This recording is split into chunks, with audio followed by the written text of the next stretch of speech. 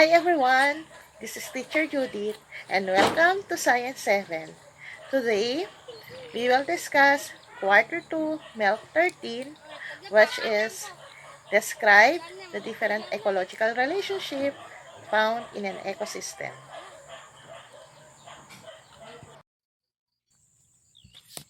In the environment, there are plants, animals, and microscopic organisms such as fungi and bacteria.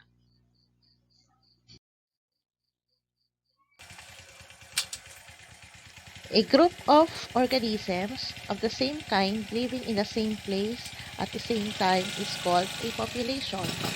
Populations that interact in a given environment form a community, and community interactions within and among populations may have important influences to death rate and birth rates of the organisms, and in turn on population growth and size. Ecosystem refers to communities interacting with each other into the physical environment. In other words, it is where interaction that takes place. These interactions may have positive, neutral, or even negative influences on the interacting populations. Ecological relationships refers to the populations of different species that live together in an area of an ecological community. Symbiotic relationships. Symbiosis is a general term for interspecific interactions in which two species live together in a long-term, intimate interaction. It means that in this type of relationship, there are two different organisms that are closely interacting with one another. Symbiotic relationships are mutualism, commensalism, and parasitism.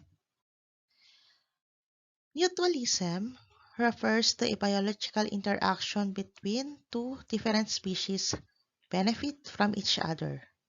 Example, the butterfly and flower. The butterfly gets a nectar from the flower as its food, and in turn, the flower's pollen will stick to the butterfly. Thus, the pollen transfers from one flower to another in a process called pollination. Another relationship shown in mutualism is between the aphids and ants. The aphids get a certain amount of sugar and other nutrients from the liquid of the plant. However, much of the liquid called honeydew is released through the aphid's anus. The ants consume this honeydew as food. The ants, in turn, protect the aphids from their insect predators. Another relationship shown is the commensalism. Commensalism refers to the biological interaction between two different species wherein the other one is benefited and the other one is neither affected nor harmed. Example is the orchid and tree. The orchid attach its root from the tree. However, that tree is neither affected nor harmed in this relationship. Another one is the remora and shark. The remora have suckers that attach to the body of the whale shark and aids them in getting a free ride. However, the whale shark is neither affected nor harmed in this relationship. Another relationship is the parasitism. Parasitism refers to the relationship between two species of plants or animals in which one benefits at the expense of the other, sometimes without killing the host organism. These organisms in the parasitic relationship are the parasite, refers to the organism that is benefited, and the host, which refers to the organism that is harmed. There are two types of parasites. The first one is the ectoparasite. Ectoparasite lives outside the body of the host. Example is the lice in human hair. The second one is the endoparasite.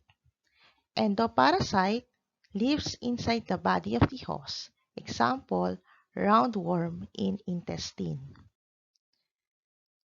Competition is also a relationship or an interaction between organisms or species in which both the organisms or species are harmed. Limited supply, at least one of the resources, such as food, water, and territory, can be a factor in this interaction. Competition can be intra-specific competition, which occurs in the same species. Usually, these species compete for mate or territory. Another one is the interspecific competition, which occurs in the same species or different species. Usually, predators compete for the common prey. Thus, the interaction or the relationship of predation is described in interspecific competition. Predation is a relationship of different organisms in which one of them acts as a predator that captures, kills, and feeds on the other organism that serves as the prey.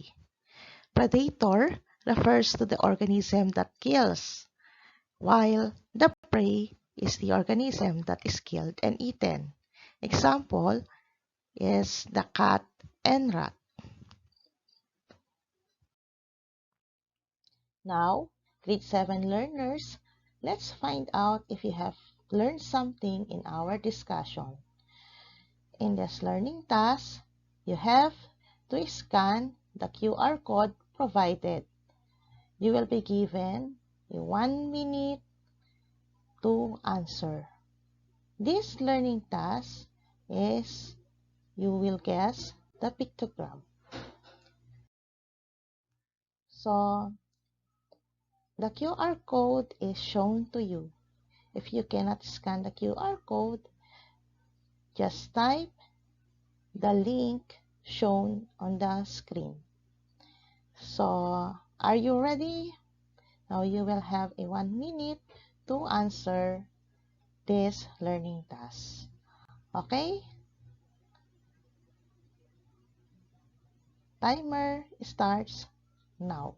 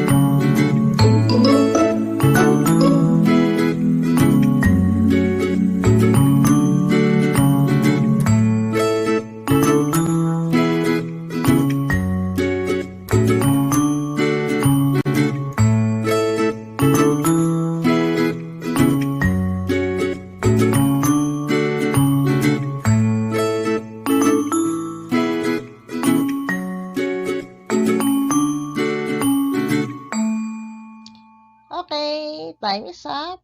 Now, let's check your answers.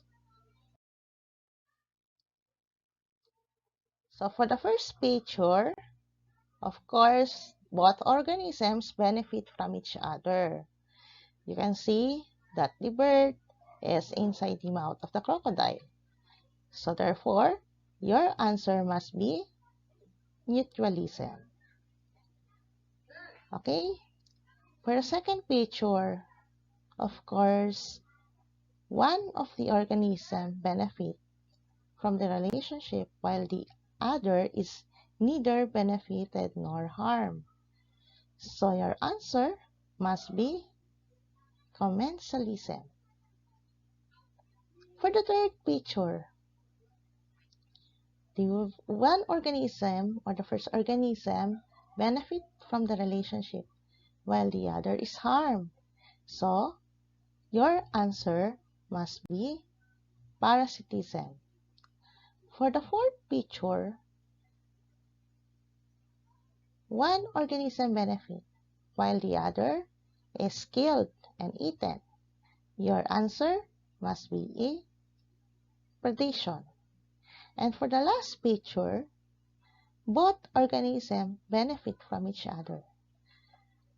The bee, of course, gets a nectar from the flower, and in turn, the flower's pollen is stick to the feet of the bee and transfers this pollen from one flower to another in the process called pollination.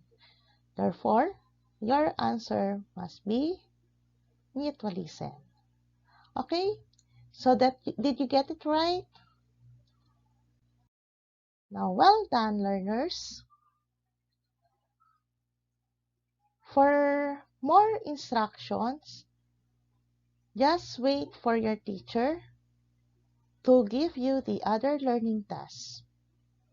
And of course, for those students who are in printed modality, please refer to your weekly home learning plan. Happy learning!